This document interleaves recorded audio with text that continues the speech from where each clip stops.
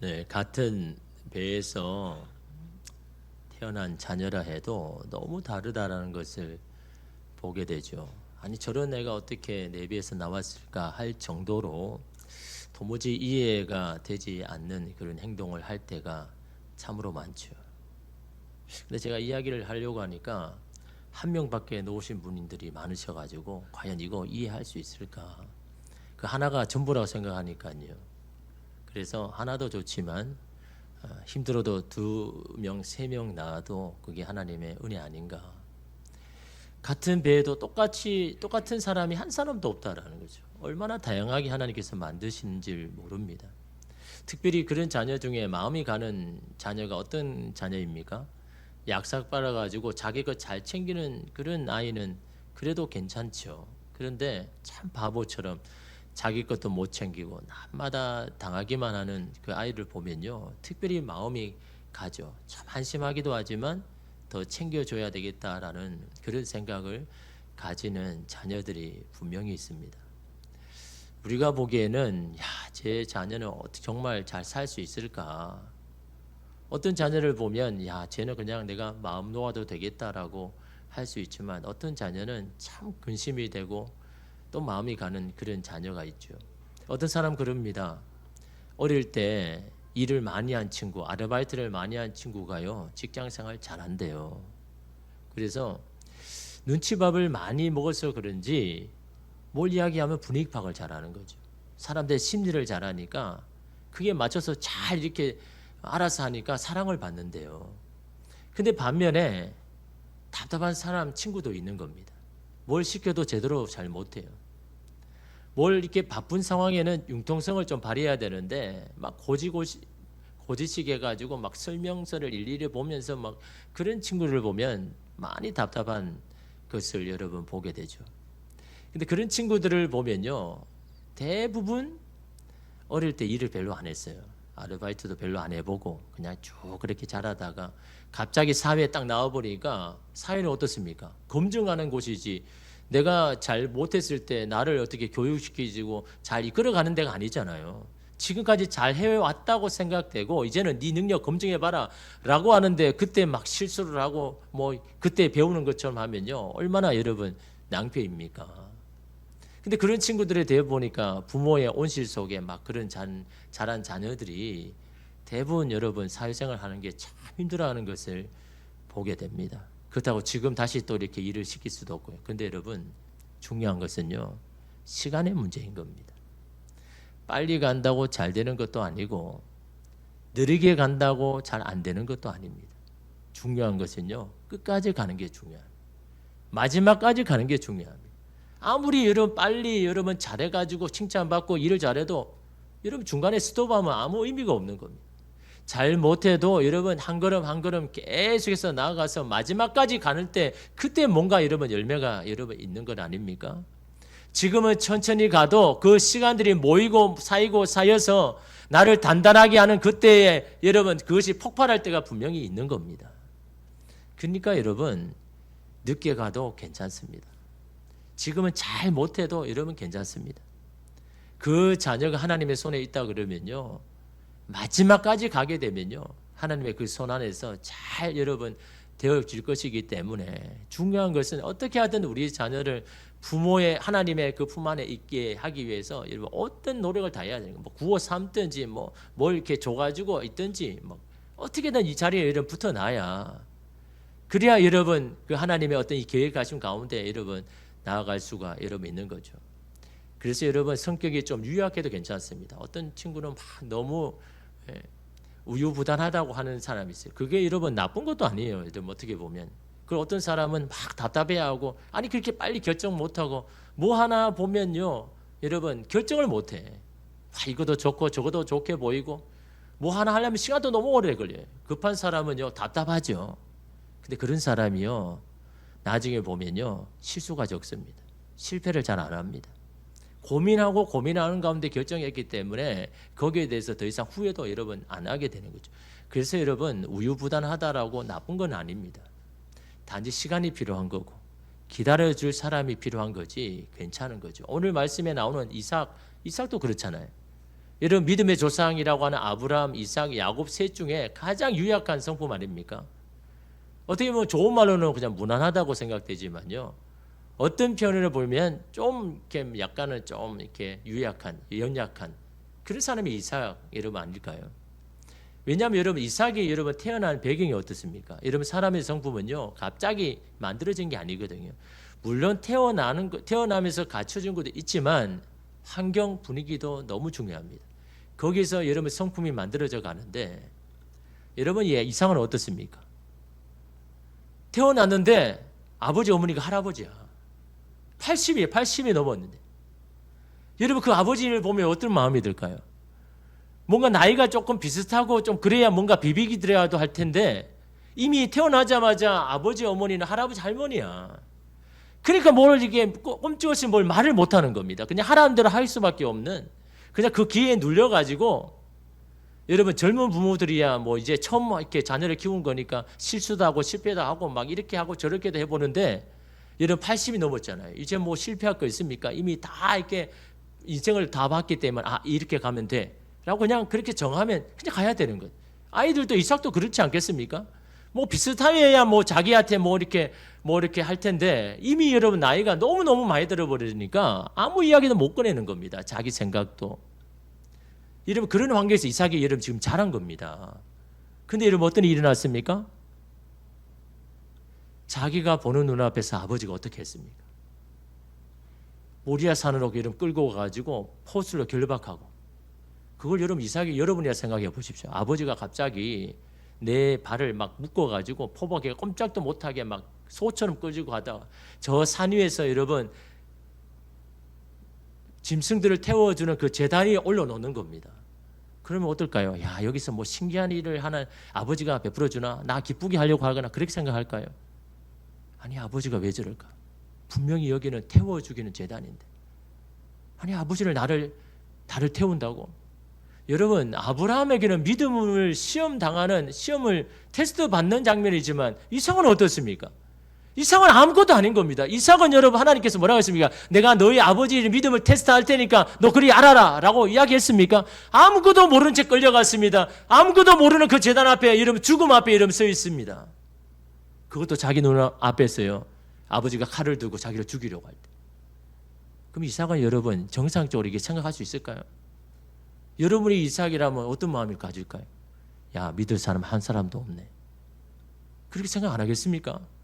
자기가 믿었던 아버지가 칼로 자기를 죽이려고 하는데 여러분 야 우리 아버지 대단하네 그렇게 할까요? 우리 아버지 믿음 대단하네 그렇게 할까요? 마음이 여러분 그런 깊은 트라우마가 생길 수밖에 없죠. 아버지도 몸인데 남을 믿을 수 있을까요? 항상 이 이삭은요 죽음에 대한 두려움이 이 안에 있는 겁니다. 그게 상처인 겁니다. 아버지에게 받은 상처. 그 상처로 이런 이삭은요 자기 이야기도 못하는 겁니다. 늘 숨어 지내고 도망다니고 수동적으로. 여러분 오늘 이 창세기 50장 중에 이삭에 대한 단독으로 나온 이야기가 26장밖에 없습니다. 다른 데는 다 그냥 수동적으로 조연적으로. 그게 여러분 이삭의 유약한 성분인 겁니다. 그럴 수밖에 없는 그런 환경에서 여러분 이삭이 여러분 자란 거 아닙니까? 그 유약한 성품 때문에 오늘 일어난 사건이 이 그랄 사건입니다. 여러분 이삭과 가족들이 지금 어디에 있었냐니까 부엘라헬로이에 살고 있었습니다. 부엘라헬로이 하면 생각나는 게 누구입니까? 여러분 이제 통독을 많이 해보셨으니까 이제 좀 생각이 나셔야죠. 하갈과 이스마엘이 아브라함의 집에서 쫓겨나가지고 그 광야에서 물이 없어가 막 소리 지를 때 거기가 부엘라헬로이입니다. 그 이삭과 가족들이 거기에 이름 지금 살고 있는 겁니다. 근데 그 땅에 흉년이 된 겁니다. 비가 안 내리는 거예요. 가뭄이 너무 심해가지고 흉년이 돼가 먹을 것이 없는 겁니다. 그래서 어디로 갑니까? 그랄 쪽에 가는 거죠. 그랄이 여러분 이 지도를 보면 이 해안가 쪽입니다. 위쪽으로 해안가. 그래서 여기는 좀 곡창지대입니다. 그러니까 부엘라헬로이 밑에 있는데 지금 거기에 가뭄이 드니까 이 그랄로 간 겁니다. 살기 위해서, 생존하기 위해서 그곳에 이름 그랄로 간 거죠. 거기 가면 그래도 좀 곡창지대니까 우리가 좀 살 수 있겠다라고 그곳에 간 거죠. 그런데 이 이삭은요, 그 그랄에도 불안해합니다. 왜? 내 안에 이게 트라우마가 있으니까. 항상 자기는 죽음에 대한 두려움이 있는 겁니다. 내가 삶이 과연 잘 될까? 야, 내 삶이 항상 불안해. 그러니까 이 불안에도 만족을 못하는 겁니다. 그래서 생각난 게 뭡니까? 그래, 우리 아버지 아브라함도 흉년이 들었을 때 애굽으로 갔었지. 거기에서 그래서 견디다가 다시 왔지. 나도 그러면 그 애굽으로 가야 되겠다. 그 애굽에서 좀 지내다가 여기 와야 되겠다라는 생각으로 애굽으로 가려고 하는데 그때 하나님께서 개입하시잖아요. 하나님이 개입하실 때는요, 뜻이 있는 겁니다. 뭐라고 이야기합니까? 애굽으로 가지 말고 지시하는 그 땅에 있어라. 그래서 여러분 2절 말씀 보죠. 여호와께서 이삭에게 나타나 이르시되 애굽으로 내려가지 말고 내가 내게 지시하는 땅에 거주하라. 이 지시하는 땅이 어디입니까? 지금 이삭이 있는 그랄 땅뿐만 아니라 아브라함에게 약속한 가나안 전체를 말하는 거예요. 이 가나안 땅에 있어야만 내가 너에게 약속한 그 약속이 이루어질 것이기 때문에 이 땅을 떠나서는 안 된다. 여기에 머물러 있어야 된다. 아무리 흉년이 와도 여기에 버텨야 된다. 라고 이런 말씀하고 있는 겁니다. 그래서 이 그랄 땅이 나중에는 블레셋 땅이 되죠. 아직까지 블레셋 땅이 되지 않았습니다. 그냥 그 부족들이 그냥 살고 있는 거죠.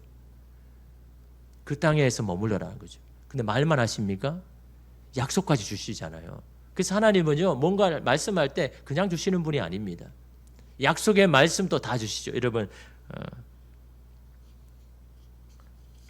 7절에 여러분 2절에 보니까 3절에 보면 이 땅이 거류하면 내가 너와 함께 있어 내게 복을 주고 내가 이 모든 땅을 너와 내 자손에게 주리라. 내가 내 아버지 아브라함에게 맹세한 것을 이루어라고 이야기합니다.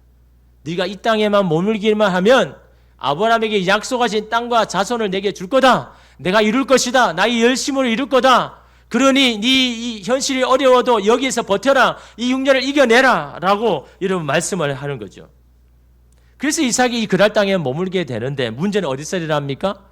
그랄이 문제가 아니라 연약함에서 어려움이 시작이 된다는 거죠. 여러분 항상 문제는요, 이 연약함에서 시작합니다. 사단은요, 이 연약함을 자꾸 건드립니다. 상황이 아닌 겁니다. 근데 오늘 우리는 어떻습니까? 하나님 앞에 항상 내 형편이 문제라고 생각하죠. 내 상황이 문제라고 하죠. 상황이 문제가 아닌 겁니다. 내 연약함에서 이 문제가 시작되고 이삭도 이 연약함, 이 유약한 성경의 성품에서 여러분 시작이 되었다는 거죠. 자기의 형제인 이복 동생 이스마엘처럼 힘으로 뺏고 그걸 쟁취하는 여러분 그런 성품의 이삭이 아닌 겁니다. 여러분 7절 보십시오. 그곳 사람들이 그의 아내에 대하여 물음에 그가 말하기를 그는 내 누이라 하였으니 리브가는 보기에 아릴다움으로 그곳 백성이 리브가로 말미암아 자기를 죽일까 하여 그는 내 아내라 하기를 두려워함이었더라. 이게 이름 이삭의 지금 유약한 성품인 겁니다. 낯선 땅에서 생존하기 위해서 거짓말을 했습니다. 여러분 이것은 어떻습니까? 자신에게 생각에서 나오는 잘못된 가정이죠. 사실이 아닌 겁니다. 그냥 물어봤을 뿐이고요. 이 사람 도대체 누구냐? 당신 옆에 있는 사람 누구야? 라고 물어봤을 뿐이지 그게 확실한 여러분 사실은 아니지 않습니까? 자기 생각에서 나온 가정인 겁니다. 내 아내가 예쁘기 때문에 분명 내 아내를 차지하려고 할 것이고 그러기 위해서 나를 죽일 거야 라고 하는 잘못된 전제에서 나온 여러분 생각 아닙니까? 근데 이건 뜬금없는 여러분 사실은 상상은 아니죠. 왜냐하면 그 당시 어떻습니까? 외지인이 그 성에 들어오면요 가장 먼저 어떻게 합니까? 그들의 길을 꺾어 놓으려고 말 잘 듣게 하기 위해서 남자들을 성적으로 유린하거나 아니면 아내를 겁탈하죠. 그리고는 그들이 자신들의 말을 듣게 하기 위해서 실제로 그렇게 이런 소돔에도 그런 땅이 있었지 않습니까? 그러니까 이거는 일어날 수 있는 일이죠. 상상할 수 있는 일입니다. 그러나 그럴 수도 있고 안 그럴 수도 있는 문제인 거죠. 그런데 여러분 어떻습니까?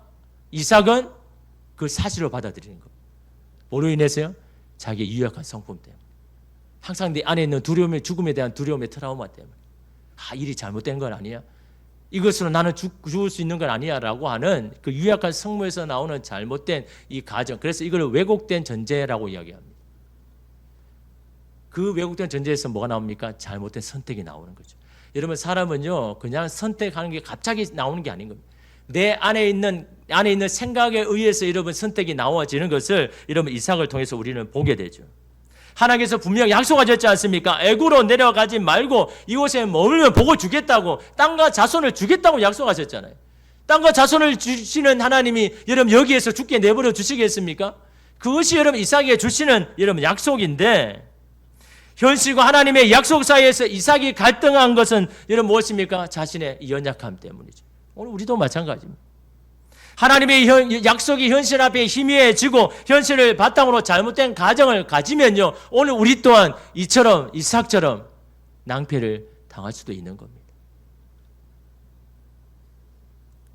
내 생각에 갇혀서 그것을 사실로 믿어버리는 행동을 할 때가 있더라라는 겁니다.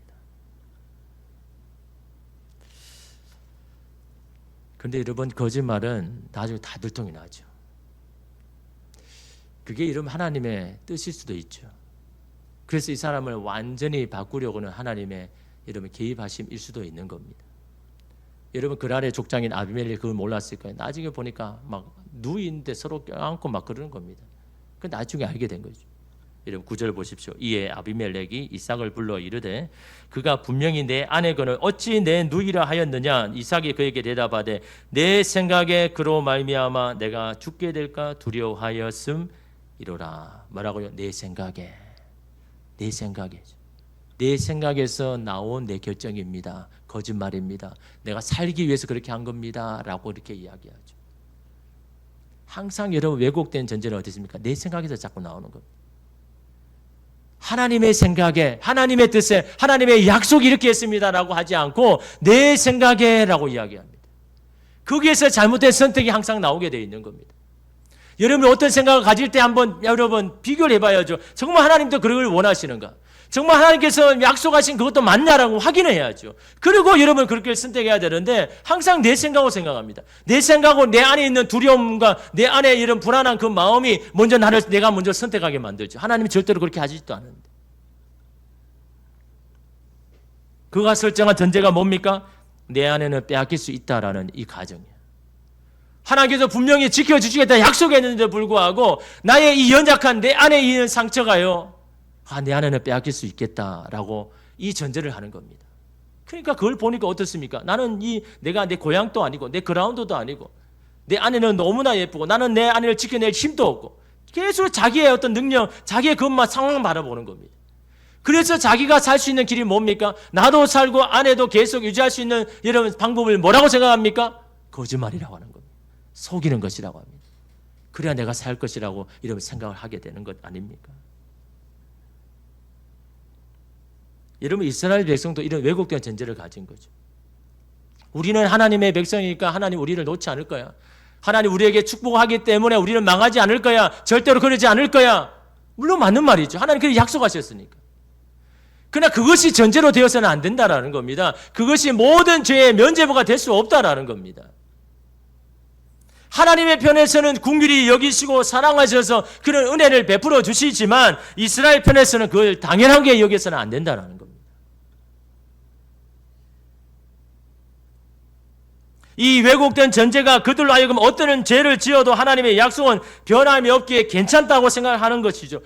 그래서 아무리 우리가 그렇게 해도 하나님 우리를 버리지 않을 거야, 언약을 깨트리지는 않을 거야, 그렇게 하지 않을 것이라고 생각하는 겁니다. 그러니까 안 돌아서는 겁니다.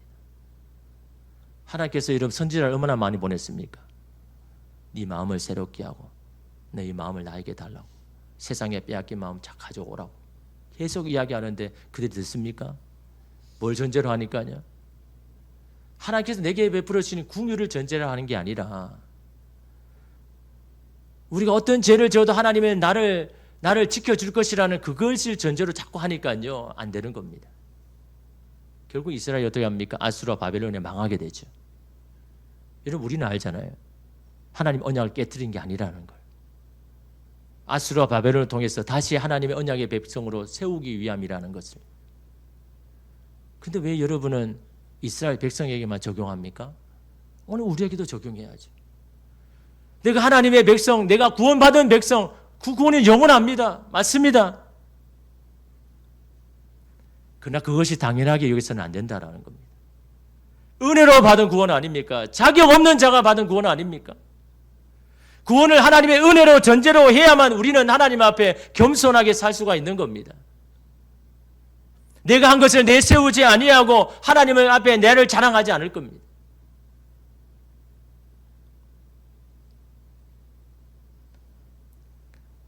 그러기 위해서 내 안에 있는 이 잘못된 왜곡, 이 잘못된 전제들을 자꾸 이렇게 버려야 되는데, 그래서 누가복음 11장 34절에 이렇게 말합니다. 내 몸의 등불은 눈이라. 내 눈이 성하면 온 몸이 밝을 것이요 만일 나쁘면 내 몸도 어두리라. 내 몸이 밝고 어두운 건 어디에 있다고요? 눈에 있다. 눈이 밝아야 된다. 눈이 제대로 봐야 된다. 내 눈이 내 삶, 내 자녀, 내 가정을 바라보는 눈이 달라져야 된다는 거예요. 부정적이고 상처난 그 마음으로 내 가정, 내 배우자 보지 말고 약속의 눈으로 바라보고 하나님의 말씀의 눈으로 내 자녀와 내 삶을 자꾸 보려고 해야 내 몸이 밝아진다는 거죠. 내 마음이 여러분 건강해진다는 겁니다. 그렇지 않으면 내 삶, 내 마음도 점점 어두워지고 망가질 수밖에 없다라는 겁니다. 내 눈이 밝아져야 되는데 여러분 이 눈이 여러분 밝기 위해서는 어떻게 해야 됩니까? 내 안에 있는 이 상처를 여러분 치유받지 않고서는요 그렇게 할 수가 없습니다. 늘 가시가 되고 막 여러분 나를 찌르죠. 여러분 내 안에 있는 왜곡된 전제가 뭡니까? 그게 여러분 어떻게 보면요 내 안에 있는 상처로부터 시작이 된 겁니다. 그 상처가 치유되지 않으니까 내 안에 그런 여러분 전제가 있죠. 누가 나를 미워한다, 누가 나를 무시한다, 누가 나를 괴롭힌다, 누가 나를 의심한다. 이건 다 이런 사실은요 사실 아닌 게 대부분입니다. 그냥 내가 내 안에 만들어내는 내 생각이고 가정이고 이런 전제일 뿐이다라는 거죠.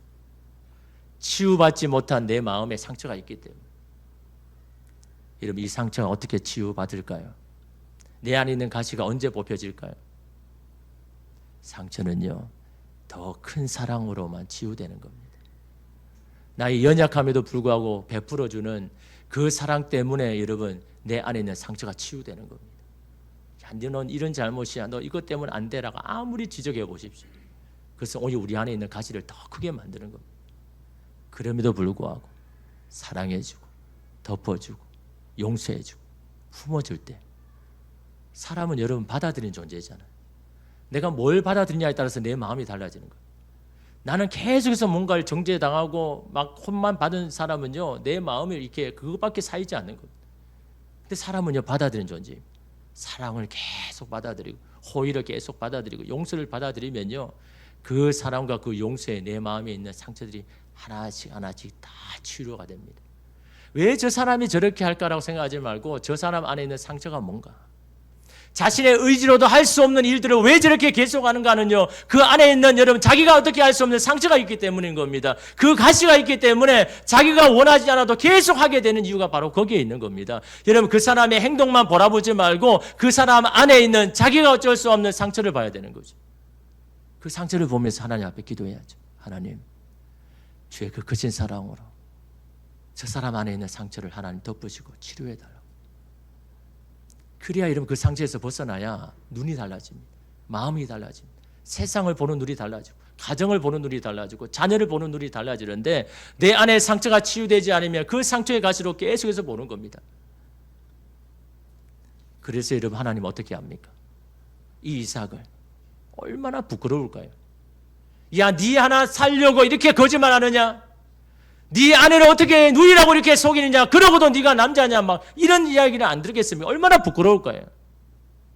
아마 얼굴도 못 들었을 겁니다. 그런데 여러분 이 이삭을 대하는 하나님은 어떨까요? 야, 네 연약함 때문에 항상 문제야. 너 그러고도 언약의 조상이 되겠니? 야, 나는 너에게 실망이야. 그런 말을 할까요? 하나님 이삭의 연약함을 아십니다. 유약함을 아시기에 어떻게 합니까? 덮어주죠. 용서하죠. 품어줍니다. 여러분 아비멜렉이 어떻게 합니까? 여러분 11절 보십시오. 아비멜렉이 이에 모든 백성에게 명하여 이르되 이 사람이나 그의 아내를 범하는 자는 죽이리라 하였더라. 자기를 속인 사람 아닙니까? 자기를 능멸한 사람인데 오히려 아비멜렉이 선포하는 겁니다. 이삭을 힘들게 하거나 죽이려 한 자는 내가 죽일 것이다. 이삭의 여러분 변호자로 보호자로 여러분 아비멜렉이 자기가 쓰는 겁니다.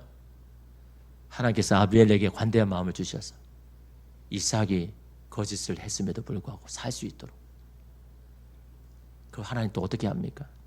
여러분 12절 13절 보십시오. 이삭이 그 땅에서 농사하여 그 해에 100배나 얻었고 여호와께서 복을 주심으로 그 사람이 장대하고 왕성하여 마침내 거부가 되어. 우리가 읽은 말씀 아닙니까? 그 땅에 머무니까 하나님께 100배를 축복을 주셨네. 그게 중간에 사건 다 잊어버리고 그냥 그 땅에 있으니까 축복받는 게 아니고 그런 이삭의 허물에도 불구하고 거짓말에도 불구하고 하나님의 보호하심과 궁일하심이 얼마나 큰지를 지금 보여주고 있는 겁니다. 이삭이 잘못해도 그것과 상관없이 하나님께서 복을 주시는 분이 아니라 그럼에도 불구하고 그의 연약함에도 불구하고 그에게 궁유를 베풀어 주시는 하나님이 누구인지를요. 지금 이삭에게 지금 알려주시는 겁니다. 이런 것을 경험한 이삭이 어떨까요?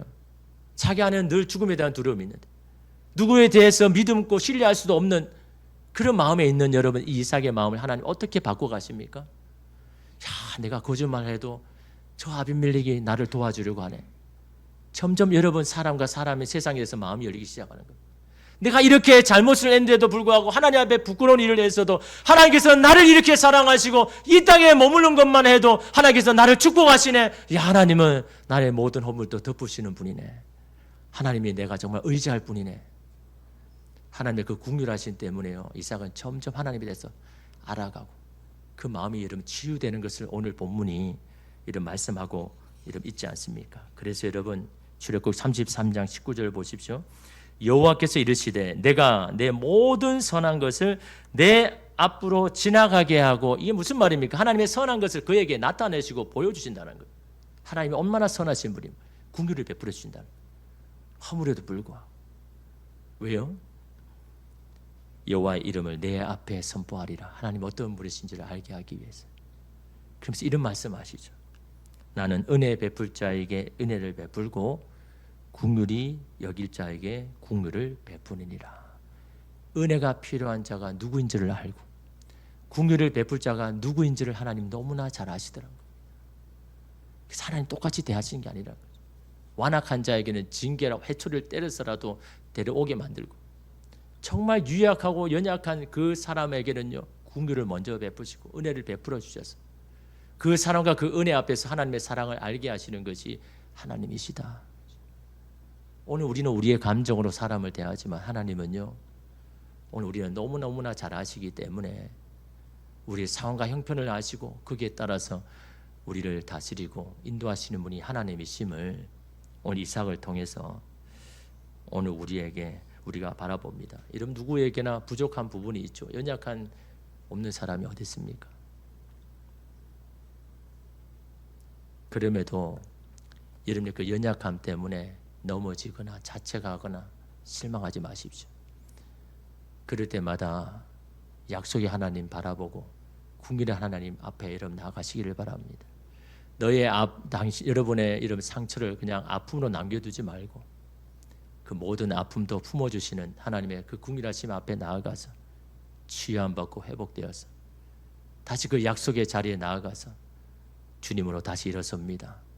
다시 주님의 은혜로 다시 살겠습니다라고 여러분 고백할 때 하나님의 그 크신 일들을 하나님의 열심으로 여러분 가운데 이루어 주실 줄 믿습니다. 기도하겠습니다.